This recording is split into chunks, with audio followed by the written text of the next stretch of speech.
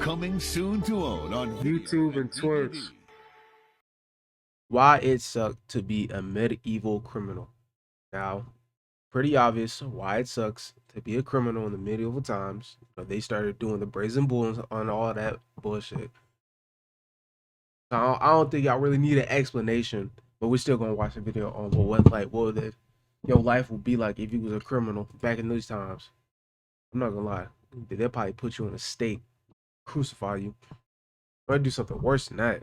These niggas You're were evil. born in the 6th century AD in a place called Constantinople, the shining jewel of the Byzantine Empire. And honestly, you and your mother are lucky, because surviving the birth in this era is basically beating medieval roulette. 8 days later, a priest dunks your head in holy water and calls it a baptism. Congratulations, you've just unlocked the officially alive achievement. But luck doesn't last. By age 2, your mother dies.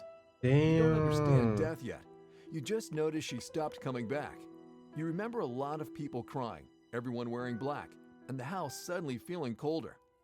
A year later, you start seeing someone new. A young woman, soft voice, sweet smile, always bringing candy. And since you're a kid, candy is basically love. Then one day your dad makes the announcement. He's marrying her. You're thrilled. Your child brain thinks, this is it, permanent candy access. But good things don't last long around here, because a year later, she gives birth to a baby boy, your half-brother, and your world tilts. Your dad stops noticing you entirely. You tell yourself it's just the excitement. It'll pass. It doesn't. Your stepmother now looks at you like you're something she stepped in, and acts like it too. She finds excuses to hit you. First it's yelling, then it's a slap, then whatever's nearby. At first, it's just smaller portions, a missing loaf. Then one day, she decides you don't deserve food at all. I'm not gonna lie, this insane work. Like you gonna let your as a father, you gonna let your son go through that? I was about to ask, do y'all find it crazy if like a step parent beat like a child? Not the step parent beat the child that wasn't theirs. Do y'all find that a little crazy? I kind of, cause it's like that's not your child, that's my child. Tell me about him. I give him a butt whooping. But giving him nothing to eat as a father and you just let that slide, that's And insane your work. father, he doesn't argue. As long as his precious baby boy, the one who isn't you, is well fed, you're suffering Wow. his background noise. Weeks go by. The neighbors slip you bread, dried figs, whatever they can spare. Not out of duty, just out of pity. But pity runs out fast. Turns out feeding someone else's kid wasn't in their long-term budget. So eventually, the scraps stop. And there you are, alone, hungry, wondering what invisible crime you committed to make your own father hate you this much. You even try begging, not for food, but for forgiveness. But the truth hits hard. There's nothing to forgive. They just don't care. They That's just when don't. the idea takes root. Quiet at first, then louder. Steal. You hate the word, but hunger doesn't care about morality. You start small, picking coins that drunks drop at the tavern, snagging bread from market stalls when no one's looking. And when someone is looking, you run. You once heard a thief had his hand chopped off for stealing figs. You never found out if it was true, but the thought still keeps you fast. Soon, you know every alley, every shadow, every corner of the market where you can vanish. You stop being a starving boy. You start being a survivor. Time passes. Your half-brother grows strong, fed, loved, worshipped, while you grow into something else entirely. A thief, a street rat with fast hands and faster legs. A nameless shadow. All right, but it's like you a grown ass man now. Like you ain't got no bread now. You been stealing for how many years and you still not up? Come on, big dog. Slipping through the cracks of a city too busy to care. By 15, you're not just Oh, a never young mind. I street take that kid. back. I didn't know You're he was the teenage 15. He looked kingpin of 30. Constantinople, backed by a network of killers, smugglers, and corrupt soldiers. The kind of people who'd stab each other over a half-eaten fig. But you've stopped caring. Survival turned into hustle. Hustle turned into lifestyle. Morality? That's a bedtime story people tell themselves so they can sleep at night. And for a while, it works. You're untouchable. Until karma catches your scent. Or maybe it wasn't karma. Maybe it was someone watching. You feel it. You vanish into an alley. Footsteps behind you. You duck low, behind crates. They pass. Guards. You're safe for now. Then a voice beside you. You're getting sloppy. It's one of your old contacts, a kingpin, the kind who always knows too much. You ask how he stays ahead. He grins, pulls a cloth aside, and behind it, a strange device glows. It's called Surfshark VPN. Oh my god.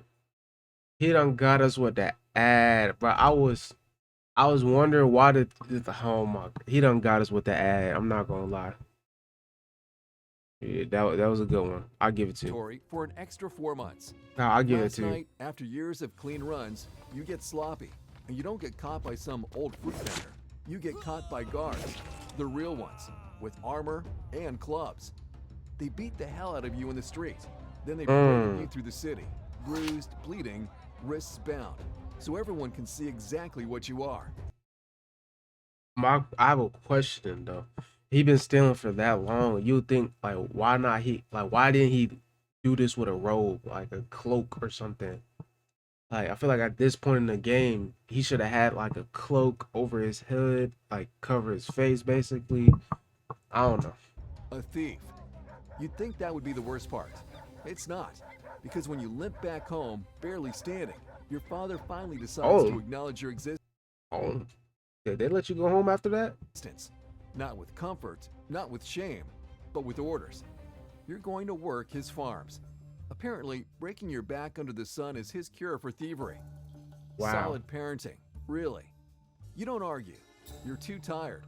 But the part that breaks you isn't I mean, would you rather do back-breaking labor or lose your left hand? I'd rather do the labor. I'm just saying. the labor. It's watching your half-brothers eat grapes and laugh while your wrists... Oh, did he got another brother? They live like sons. You live like a stray dog. And every day, that hate inside you grows a little darker. But farm life, it comes with perks. You've got access now to food, to tools, to harvests. So naturally, you do what any reasonable ex-street kingpin would do. You steal from your own father. You ship out the Wow. goods using your old network and make more money behind your father's back than you ever did on the street. Business is good. Until one afternoon, you're resting in the shade beneath a fig tree, sweat drying on your skin, and you see him, your half-brother, strolling up with that same smirk he's had since birth. You already know how this script goes. The same tired lines. Dad says you're useless. Everyone knows you're a thief, blah, blah, blah. You've heard it 100 times, so you ignore him. But then he mentions your mother, and something inside you just snaps. You don't think. You don't breathe. Your hand finds the nearest rock. Don't do it. Warm from the sun. Don't Before do your it. mind can stop you, it crashes down on his skull. Once, twice, again. All right, 4 times, but that was pure rage. That was intentional. No, I get the first time you threw it, like out of emotional distress, but 4 times later, you was trying to kill The him. world narrows. The sound of bone cracking drowns out everything else, even your heartbeat. When it finally stops, there's just silence. You look down. He's not moving. You drop the rock. For a long, frozen second, you just stand there, staring at your hands, trembling, wet, heavy with something you can't wash away. The anger that's carried you all these years, gone. All that's left is the cold crawl of fear down your spine. You better You've get to killed running. Then panic hits like a punch to the gut. That wild, breathless kind that whispers, "You've gone too far." 2 options form in your head: hide the body or run. Hide it and maybe no one finds out. But if they do, congratulations. Nigga, hide the body and run. Because when niggas on your ass, they gonna do you the worst way. Yeah, you gonna wish the hanging was the easiest way out. They're gonna do you the worst way possible. You've just unlocked the public execution achievement. Running means guilt, but at least guilt is alive. You choose to run. You scrub your hands on your tunic, shove a few But like when we think about when he says running means guilt, I mean obviously that was no case of self-defense, like at all. He just straight up murdered, buddy. things into a sack and wait until the city goes dark. When the streets finally darken, you slip away. Small, low, practiced at vanishing. At the city gate, everything that's been loud in your head gets loud in the world. Guard dogs. You should be invisible. You should be fine. Instead, you feel them before you see them. Eyes on you, the kind of look that makes your skin crawl. Way too many of them. You turn to back away, but it's too late. They move in. You try to run, but you've done this long enough to know when you've already lost. Chains bite into your Damn. wrists. They drag you through the streets, the same streets you once ruled, and toss you to the city prison like yesterday's trash. And that's when you understand why everyone fears this place. It smells like rot, death, and broken people. The air sticks to your skin. Somewhere in the dark, someone's screaming, or maybe laughing. Hard to tell the difference anymore. The guards don't just guard, they play. They just beat you until you stop screaming. Then they chain you to a wall in a room packed with 20 men who look like they've been rotting. Uh. So you get thrown in the basement basically, and they put you in a room with 20 beaten dead bodies, and they hang your hands and feet like you're dangling above the bodies. Yo, I'm not gonna lie, these white niggas, man. I Since the swear, I'm empire sorry. was founded. Welcome to your new home. The next day, the Eparch, basically the Byzantine Empire's mix of police chief, judge, and part-time executioner, sends his men to investigate.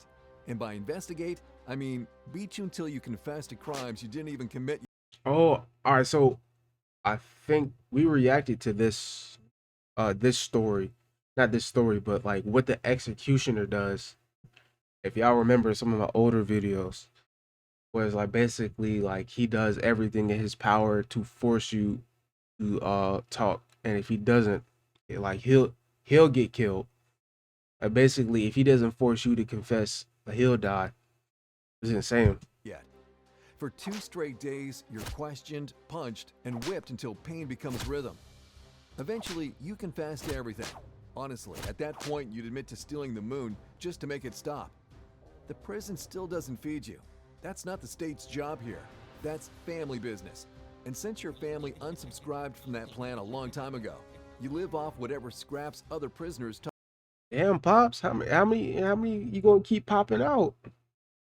He started with one brother, and then it was two. We killed one, and then just another one appeared out of nowhere. Your way. Sometimes out of pity, sometimes just to watch you crawl. 4 days later, they drag you out to face the Eparch himself.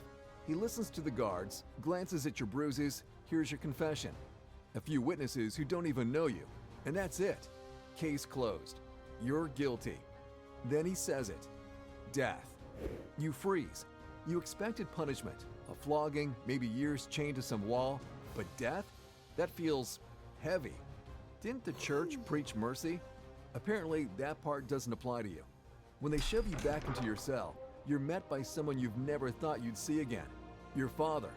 Oh, now he wanna come around. You gonna wait until I'm on death row to show up? That's messed up. He stands there quietly, staring at the floor like the stones are more deserving of his attention than you are. For the first time in years, you really look at him. The hollow cheeks, the tired eyes, the guilt sitting on his shoulders like it's been there all along. You want to scream at him, tell him this is his fault, that maybe if he'd looked at you, loved you, seen you, you wouldn't be standing on death's doorstep. But the words don't make it out. They just burn in your chest. He finally turns and walks away. No words, no goodbye. Wow, you can't even say goodbye to your own kid. I get he murdered your other son, but like you couldn't even say nothing to him. Just the echo of footsteps fading into the dark. And that's the part that breaks you. Not the torture, not the sentence, the silence. 2 days later, the guards come.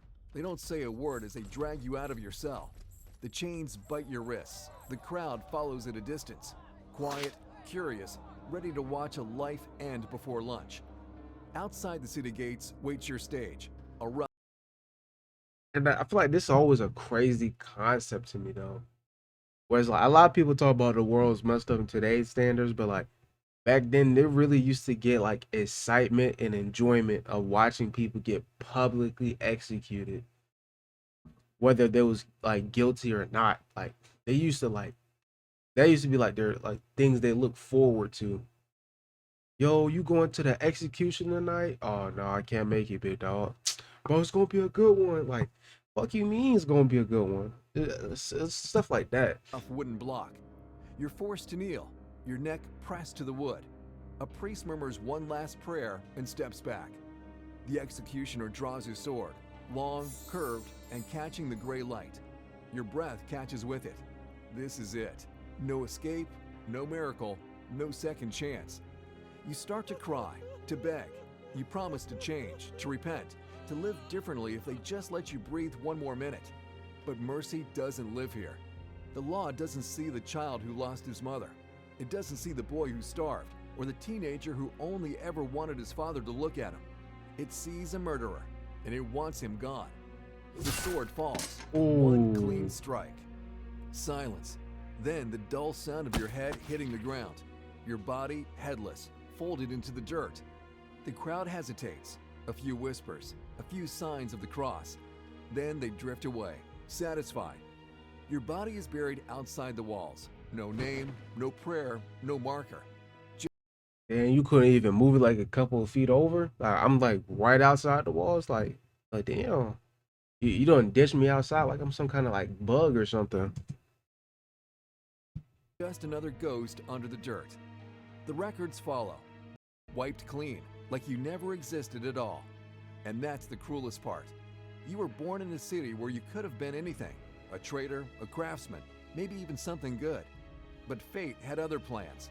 It took your mother, gave you another who hated you, pushed you into the streets, taught you how to steal just to survive. And when you finally made one mistake you couldn't undo, it made sure that mistake would be your last.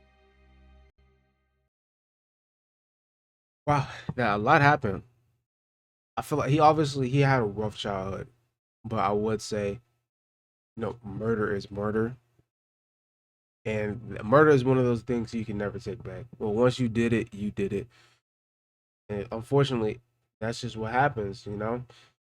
He lived a very hard life, but once you go that far to commit a murder, and especially since it wasn't even self-defense, like I get you threw a rock at him because you was mad, but doing it 4 times over, that's just like rage murder. And it's when you do that, there's no coming back from that. They got to deal with you now. But let me know how y'all feel about that, because I feel like a lot of other people had different opinions about it, like because of his upbringing, his childhood was rough, that he should have had more leniency and more help. But obviously, this was the medieval time, so a lot of things that we talk about today didn't exist back then. That being said, it was why it sucked to be a medieval criminal. Let me know how you feel that down below. I'll see y'all boys later, dude. Why you standing on by yourself? Those shoes are made for dancing with someone else. Why don't we move over to that empty space? I'll bet you $20, I'll put a smile on your face. I know a place where we can dance the night away. Maybe we could try to